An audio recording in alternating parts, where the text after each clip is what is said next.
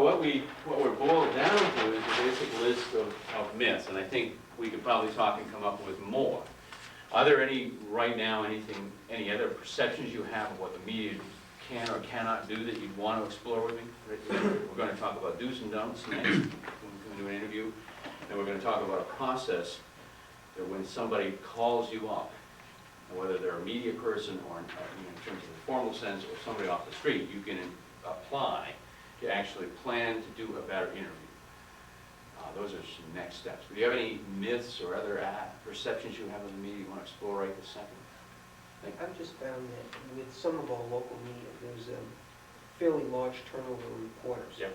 And because of the wage scale, you generally get a lot of young kids coming out. This maybe is their first time doing the job part-time.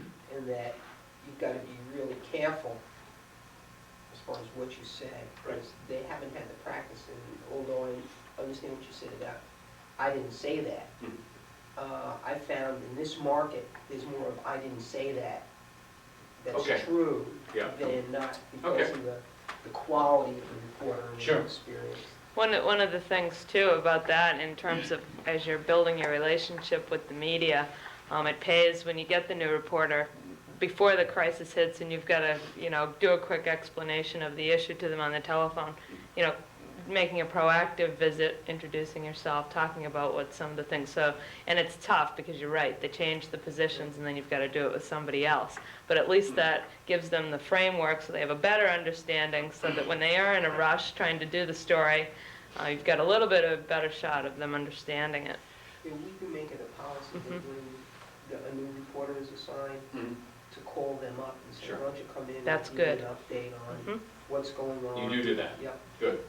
I was going to say that's one of the best things you can do, and working closely with the editor or the owners of the newspaper or the media outlet are also effective in that regard, so that they know you have a real interest in quality, and that you do want to work with them to get the best story.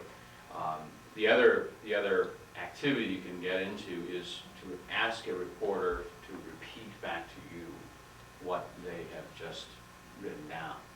Don't ask them to read, but ask them to repeat orally, and you can double check what in fact they are hearing. And it's just a simple little technique, because, especially in complicated stuff.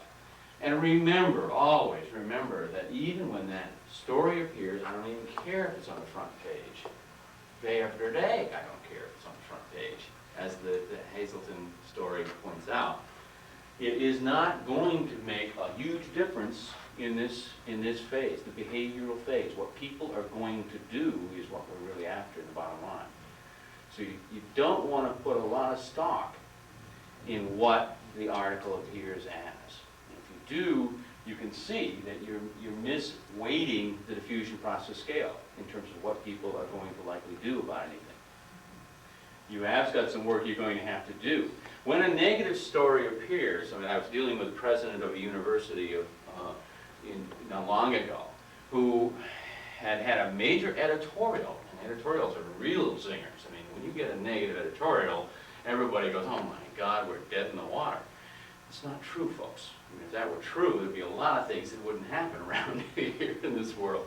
But the reality is, this university president wanted to respond. Now, the editorial that had appeared, it was a minor issue. It was a debate that some people felt that the construction on campus, which was to put a new face on an old building, was not good architecture. That was the debate. Now, how important can that be in the scale of most people's minds? All right? Most people are not going to care. As long as it looks nice, fine. This building was going to look nice, and moreover, it was within budget. But the editorial came out from an arts reporter criticizing architectural design in a big way. Now, this appeared in a fairly widely read newspaper. So the president called up his media relations person and said, I want a responding editorial. Well, as things go within a university, it was at least a week and a half before the process completed itself and this draft editorial appeared. And I had to be talking to both the media relations person and the president. I said, well, wait a minute, what's happened since that editorial appeared?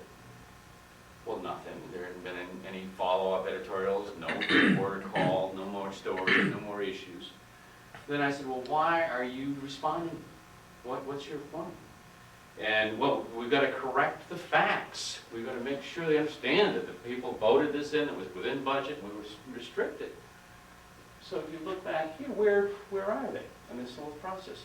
Moreover, what they were doing was taking the risk of stirring the whole issue up again by responding in kind. So the impact of the editorial had no effect whatsoever. The president of the university was feeling compelled to respond, which was a real negative in and of itself, even though they had the facts. They finally agreed with me and decided not to submit the editorial.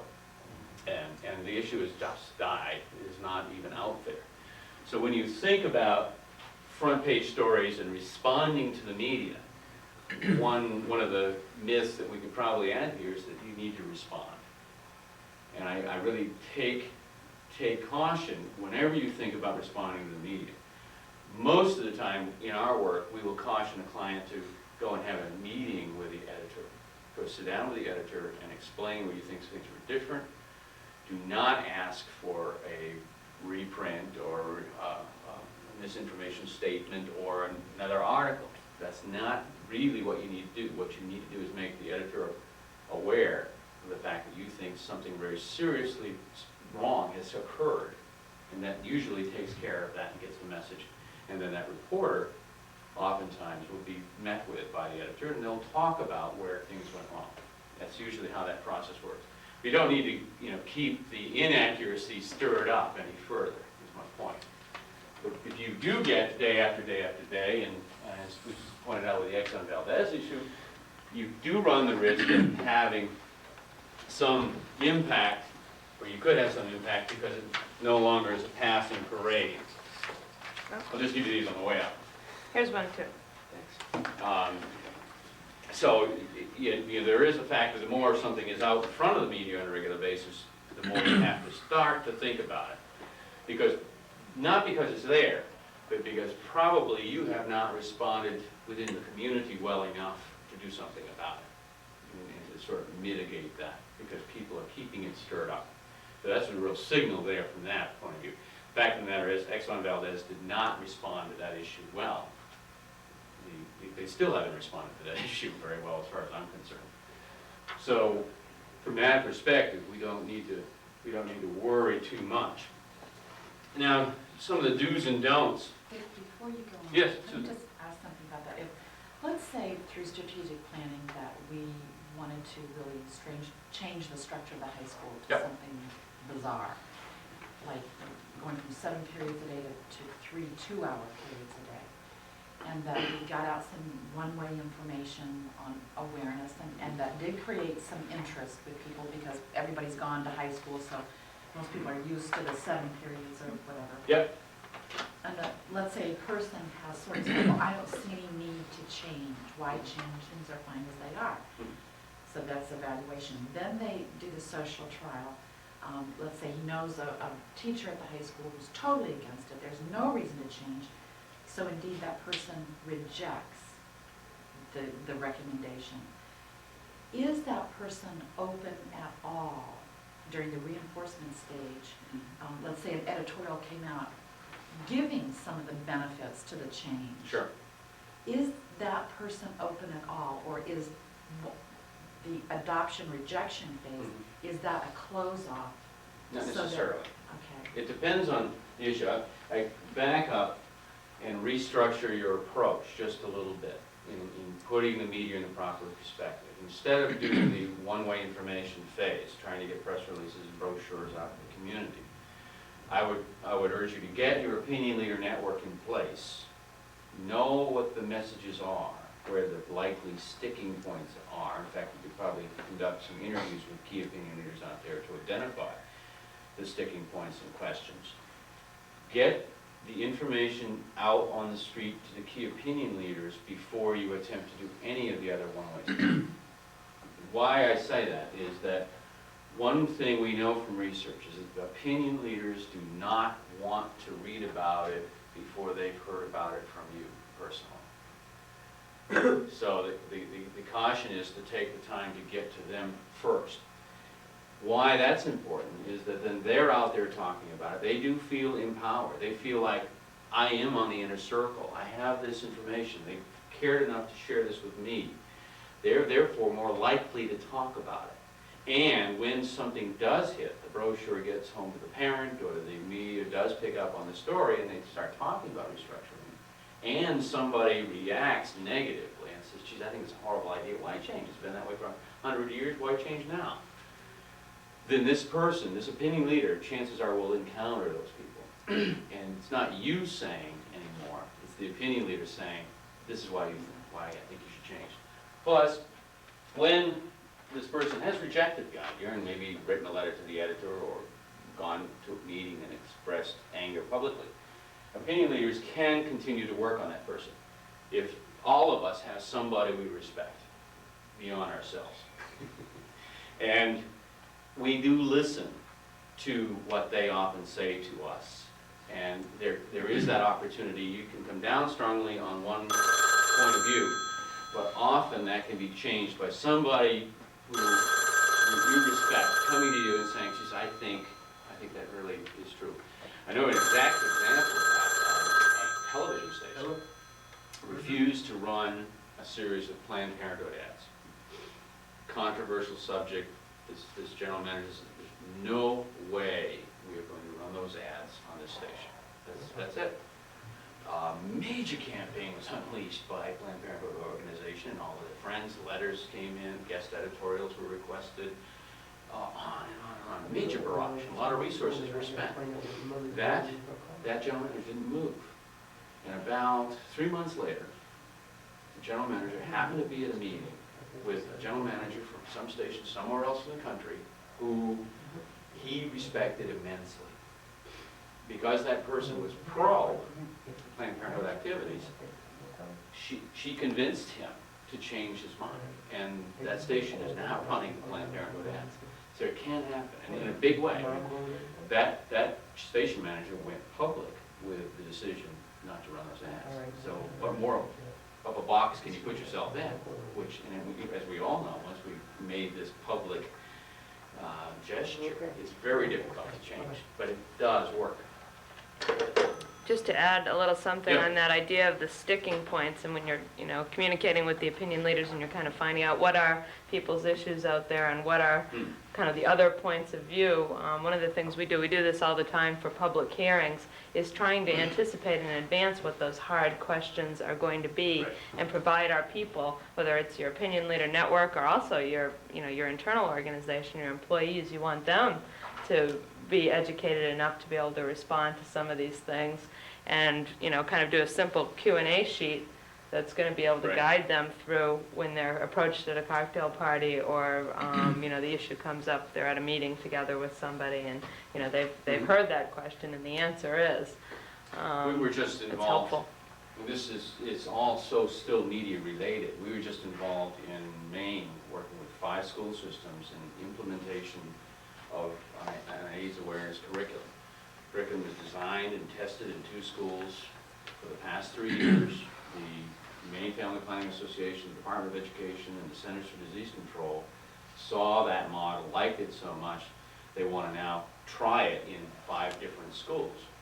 Well, I don't have to tell you how controversial anything to do with that whole subject is, and that was a major potential sticking point. There were a lot of sticking points in that whole discussion.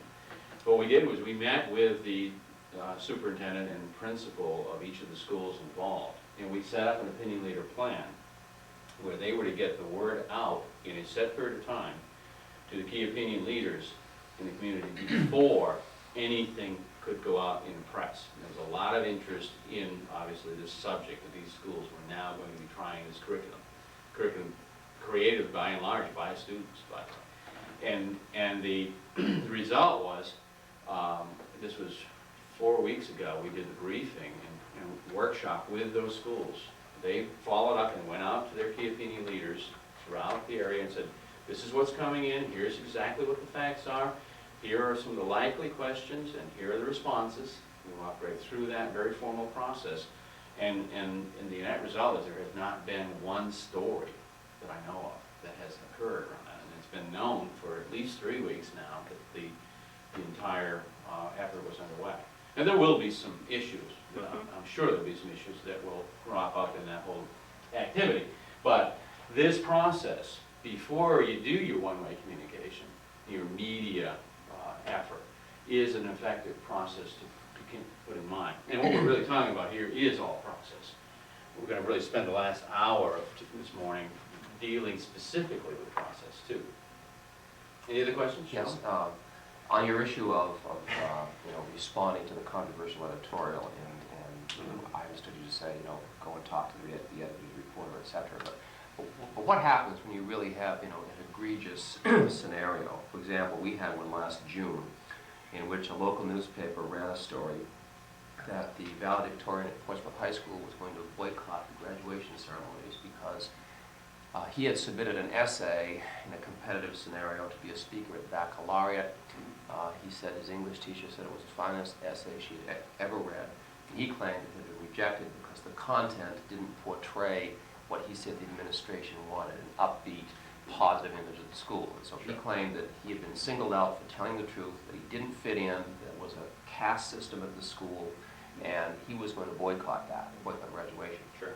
The media picked up that, ran on it, even ran a column one Sunday by the editor in which he supported the student and concluded with the following sentence, "Don't let the bastards get you down," meaning obviously the administration and the teachers who had picked on this kid. Now, our response was to respond. Are you saying that in a case such as that, the proper response is to say nothing and simply to have the superintendent or the high school principal talk to the editor or the reporter and say, this really isn't so? I mean, my sense has always been that if a serious allegation, which is false, is made against the school system, and the school system says nothing, then the public perception is that it must be true. Otherwise, the system would respond and say, no, it's not true. But is that wrong? Or? Well, there are a lot of points within all of that that I want to respond to. It's first of all, it's what a great story. And if I were a reporter in our newspaper, I'd love to have that story because I know I'm going to sell some papers because of that. So it's the entertainment value is very high, and the editors therefore have got good reason to keep that stimulated. Now, the decision you have to make there is, do you want it to continue to be stimulated? That's the question that you have to ask yourself. If you did it and there was virtually the end of it because of that, chances are that your strategy worked. If you're going to choose to respond, what I'm really saying is don't let it be just that. Make sure that you get the information, the accurate information, out to that opinion leader network so that the real truth is on the street with people who are known opinion leaders. That's really where it's going to come on because, look, let's face it, as administrators, nobody likes you. You're setting policy. You're making rules. And by and large in our society, the power leaders in our society are not liked.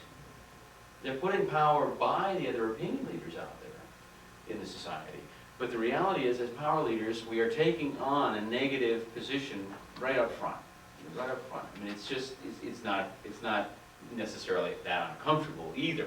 But the truth of the matter is, people who set policy, I mean, did you like your parents? I mean, by and large, I think I do now, certainly. But there were times when I thought they were definitely pretty impossible to deal with. So policy setters, by their very nature, are going to encounter negatives. And the underdog in that process, the person who is seemingly deviant from the process, is going to have a sympathetic ear, especially when you're dealing with liberal, very liberal stances that exist certainly in some papers. I mean, I think newspapers tend to be on the liberal side, with the exception of the Manchester Union leader, and in reality. So you're going to see that sympathetic ear to the underdog in many cases. So that doesn't really answer your question whether it was good or bad that you responded, but I think you can evaluate that based on what happened after. It's just know what you're going to do. If you're going to respond, know why you are responding, because it was so egregious, and you are also hopefully going to go out and correct the story on the street with people that you're dealing with day to day. That's really where it's going to make the difference. The editorial runs the risk of just being one more voice out here in this information flow without really making any difference down in here. except for the people who are already convinced. And there'll be just as many of those people who are convinced that you're good, that convinced that you're bad, that you are still putting that student down and not letting that student have due course and process in this democracy. So what have you really accomplished then? There are more ways to address it than Yeah. just through the media, basically. That's the bottom line. I mean, do it, but know that by doing it, you can continue the argument within that vehicle. Part of the problem is that in many instances, we are restricted by confidentiality of statute, really not to say anything. And oftentimes when you come across and don't exactly say no comment, but you dance around it, Yeah. and it comes out basically that way. Sure. That's an obligation we have, and then there's still that perception, well, they're not telling the whole truth, when in fact, You can't. you can't. Right. You can't say it. And a good Sometimes that- reporter is going to respect that. Yeah. So, that puts us, I think, in a bind sometimes. Yep. When you get an issue about student X or student Y or a particular situation, let's say with an employee, and you just say, "Oh, I can't comment about it." Oftentimes, I think people have kind of a negative connotation. It's kind of like taking the fifth. Yeah. You didn't have to take the fifth. If you took the fifth, you must be guilty. It's one of those things. That's right. That's right. I mean, so it's one of those damned if you do, damned if you don't, and that's part of the life. And the reasonable people in our society, I think, generally will go along with us. And when you say, get around to that opinion leader network, in addition to making that response to the reporter, gee, when you see this, know that you have to understand there are certain things where the student's rights have to be protected, and by statute, I cannot comment. So when you hear that on the street, please correct that. It works much more effectively than worrying about what the media do or don't do on that regard. That, Yes. I think I have to agree with you, Charlie. I think there's sometimes you have to publicly say, that's not true, and that it was irresponsible reporting. Otherwise, I think if we had been silent, then everybody would have said, well, that Sure. must be true then. I do tend to agree with you that if your analysis comes around to the point where, by not responding, I mean, this reinforcement phase, if you don't respond sometimes, then you are saying to that public who want to believe in you, there may be some truth to this. But I think the response mechanism often is best if you probably know a lot of those people who want to support you. And if you take the time to activate the network and say, we're not going to respond to this is preposterous in the paper, but we want you to know that when you hear it, this is the truth, this is the real truth, if you can even say it. Okay. And we can talk more. I mean, other ideas as we discuss this will pop up. I am going to hand this one out as we talked about it, because I think it'll be easier, and I don't want to spend a whole lot of time on it anyways. It's really more for you to take with you. We have a version of this. This is really what I call the do's and don'ts. And for those of you following the agenda exactly, I am jumping around a little bit on here, somewhat deliberately. This basically I leave with you to think about. Most of these are going to be very obvious. In the media interview now, when you get to an actual interview, you should always remain professional and keep your personal emotions out of it. Now, it sounds like a simple statement, but I can tell you, most reporters, it's not a trick question, because they really want to get at human interest. They are going to approach you trying to get your personal, emotional angle to whatever the story is. And that's one thing you have to keep out and stay to the professional side, and we'll talk about it in a little more detail later.